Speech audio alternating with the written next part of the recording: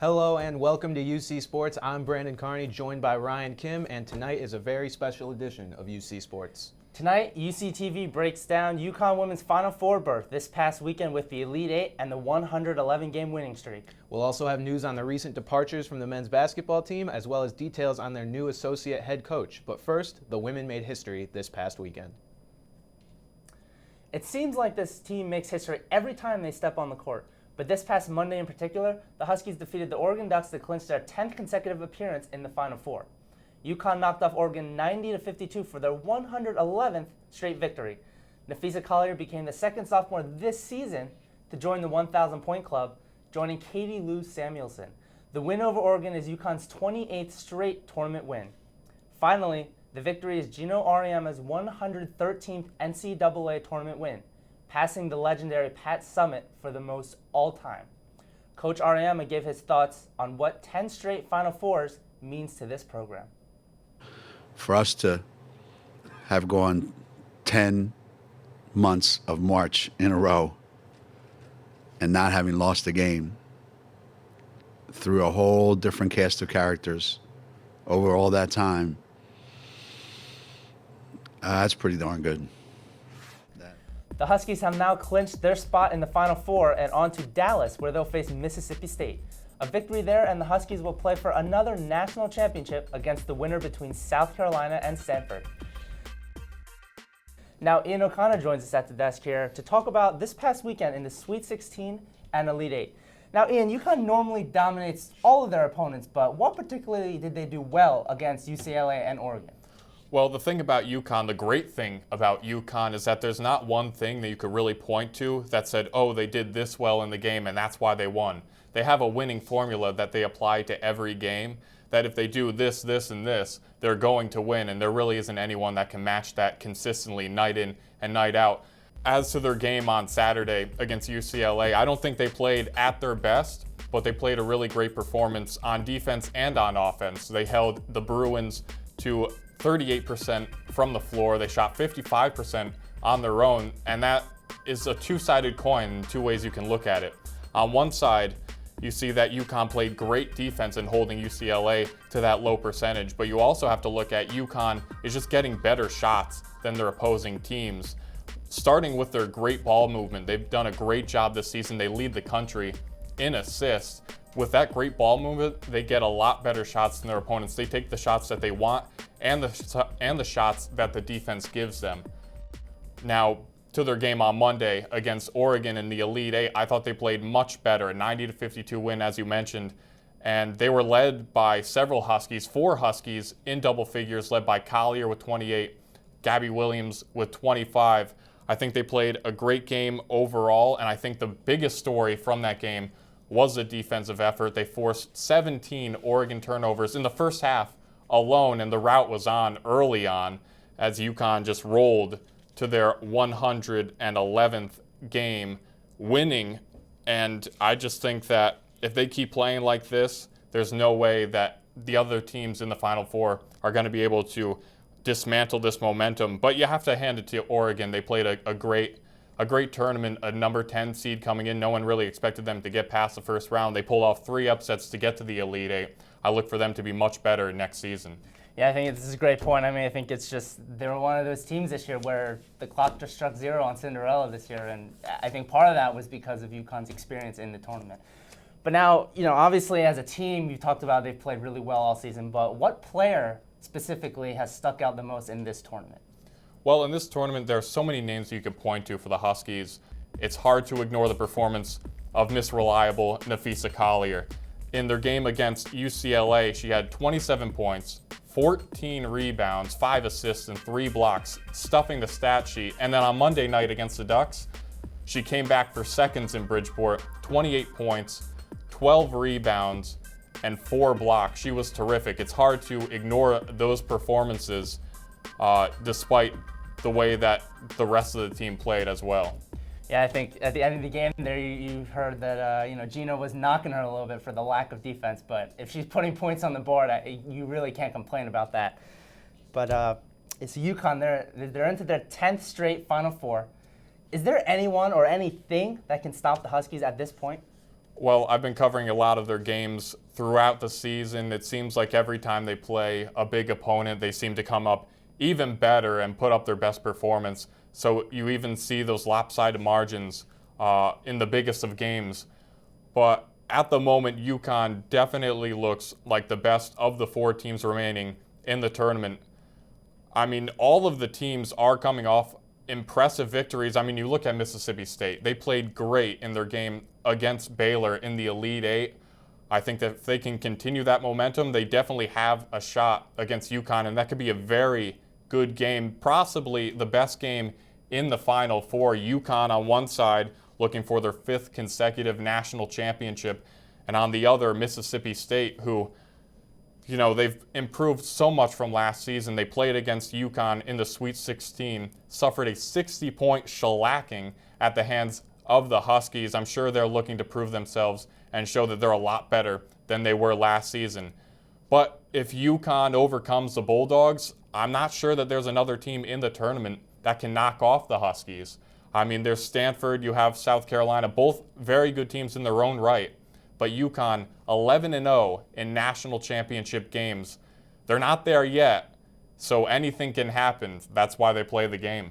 Yeah, you mentioned the Bulldogs. I think, they definitely, this is a game they want to win. I say that, every game, every team that faces UConn, obviously they want to try to beat the Huskies, take down, basically David versus Goliath. But I think this team, they're hungry for it. Last year they faced them, so they have a little bit of experience against a lesser experience in the tournament-wise Huskies. But I think if they pull it out, I think, like you said, it's not only going to be a great game, but it's going to be tough in the tournament to take them out. So. It's going to be fun to watch. Oh, of course, definitely. And thank you, Ian, for joining us. And when we return, we'll have more on the Final Four. So stay tuned. You're watching UC Sports.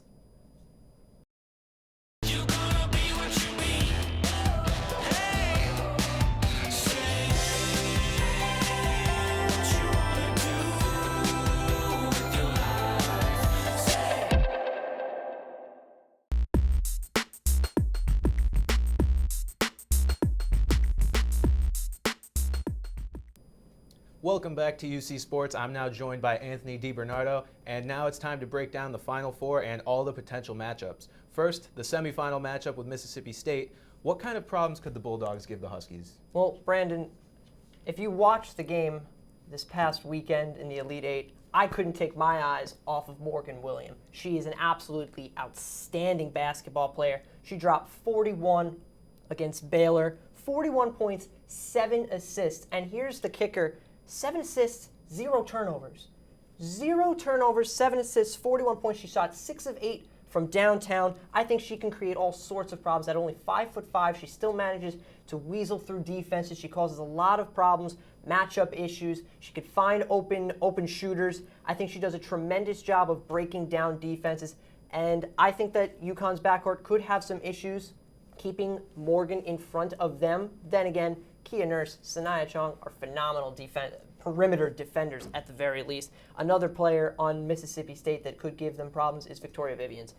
Vivians scored 24 points, 6 rebounds, 6 assists. She's versatile. She does a little bit of everything for the Bulldogs. I think that she's like their Gabby Williams. She really does so much for the Bulldogs that she can create all sorts of matchup problems, all sorts of issues for the defense. But at the very end, I look at Mississippi State stats against Baylor. They shot 43% from the field. They let Baylor shoot 53%. Their defense can be a little suspect at sometimes. And in order to beat UConn, you need to have a top-tier defense, not just a good defense. You need a really good defense to stop all of the fantastic offensive players that UConn has at their disposal. Mississippi State doesn't turn the ball over a lot. They only had 4 turnovers against Baylor in the Elite Eight. That is a nice plus for them to have. They've got a great backcourt, as I mentioned. Not a strong rebounding team. They were out-rebounded by Baylor 40 to 34, but Baylor is one of the top rebounding programs in the country. So that was natural. They're a Big 12 program. Baylor is a nasty team on the boards. And then lastly, Mississippi State likes to shoot. 50% from downtown. They shot 10 of 20 from three-point range against Baylor. That is something that UConn is going to have to deal with. Anytime that you have open shooters and knocking them down, you can cause problems. Right. Now, assuming Mississippi State does not halt the Huskies, assuming UConn gets to the national championship again, which team do you think matches up best with UConn? Is it South Carolina or is it Stanford? I'd have to say South Carolina. UConn has seen South Carolina already. They've faced South Carolina. They've beaten South Carolina earlier this season. That was win number 100 in the historic streak. They also faced South Carolina last season fully healthy and on the road in South Carolina. We're able to beat them that time too. I'm also, if you're a UConn fan, you have to know and you have to remember that the last time UConn had a famously historically long streak, it was broken by Stanford. The last time UConn lost a game, at Stanford. So when I think about that, if you're a Patriots fan, Stanford to a UConn fan is like your New York Giants. They just live rent-free in your brain, and they cause problems. They're going to cause Stanford's going to cause UConn a lot of problems. I think Stanford would be the tougher matchup. Nevertheless, UConn is the favorite out of these 4 teams to win a national championship. But from South Carolina's standpoint, UConn has faced South Carolina already. That while they shot 57% against Florida State, they're a well-oiled machine offensively. Asia Wilson is one of the best players in the country. Gives all sorts of problems to Stanford and would give UConn all sorts of problems should they meet in a national championship game. But I like the matchup between the Gamecocks and the Huskies, mainly because it's a foe that UConn has seen before and has beaten before. Okay, let's say it's not South Carolina. Let's say it's Stanford that meets UConn in the national championship game. Now, that poses a slight issue for super dad John Samuelson, who is the father of Yes. UConn's Katie Lou Samuelson Yes. and Stanford's Carly Samuelson. What does he do?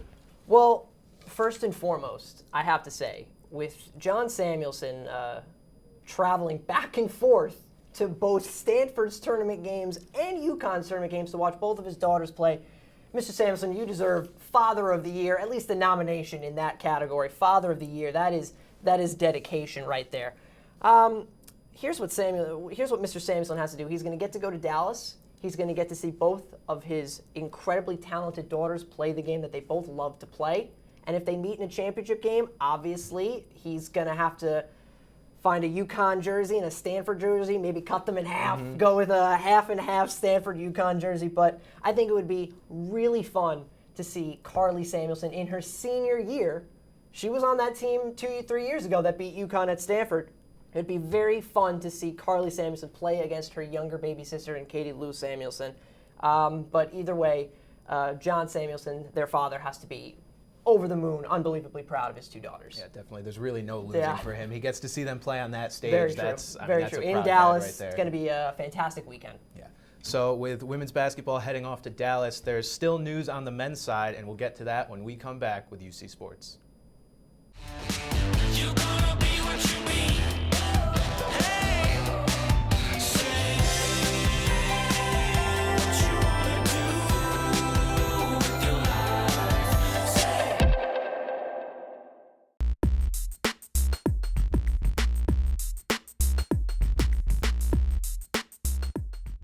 Welcome back to UC Sports. Official sources say freshman forward Vance Jackson will be moving on from the Huskies a week after Stephen Enoch declared his intention to transfer. Jackson released a statement on his personal Twitter confirming that he will be leaving the program, saying, quote, "After a bunch of prayers and thinking what's best for my career, I have decided to transfer." He continues on to say that UConn will always be remembered, and I am proud to say that I was a part of the program, end quote. Jackson averaged about 8 points and 4 rebounds per game after stepping into the starting lineup following the early season injuries. Kevin Ollie now has 3 scholarships available to fill. And the losses keep on coming with the men's team, as after Enoch announced his intent to transfer, but prior to Jackson's announcement, the team released a statement stating that associate head coach Glenn Miller was leaving his position with the school as well. Miller has been on the UConn bench for 14 years, saw multiple national championships, and was a key component for Calhoun and Ollie on the recruiting trail. The Huskies announced Tuesday that Miller's replacement would be none other than Rafael Chilius. Chilius most recently served as associate head coach for the other Huskies at the University of Washington and was vital to helping Washington bring in the number 7 ranked recruiting class in 2015, as well as last season's freshman class that included top 10 national recruit Markelle Fultz, who is now projected to go number 1 overall in the 2017 NBA draft. Chilius coached Celtics guard Isaiah Thomas when Thomas played prep school ball and said of the new UConn coach, quote, "He's a father figure who genuinely cares about the kids and nothing more. He is a heck of a motivator, a great player development guy, and someone I always look to when it comes to getting in the gym and improving my game." Well, the men's team is having some problems. I was personally really saddened when I saw that Vance Jackson was transferring. Enoch wasn't a huge contributor. Vance looked like a guy who could possibly take over next year. Yeah, I agree. I mean, Stephen Enoch, you got to think what was going through his mind, because you figure with the 2 graduating seniors this year, including Kent Facey, he almost had the starting center job locked down. So you got to think, was it the coaching staff? Was it he didn't feel like he was getting enough minutes? You got to think what was going on in his mind. But Vance Jackson, that was a surprise. I did not see that coming. But we gotta. Hopefully, Kevin Ollie, he's looking to the recruit, not only the recruiting trail, but graduate transfers, trying to see who we can bring in now to help the Huskies going forward. Yeah, got to fill those 3 scholarships somehow. Well, thank you for watching. For Ryan Kim, I'm Brandon Carney. This is UC Sports.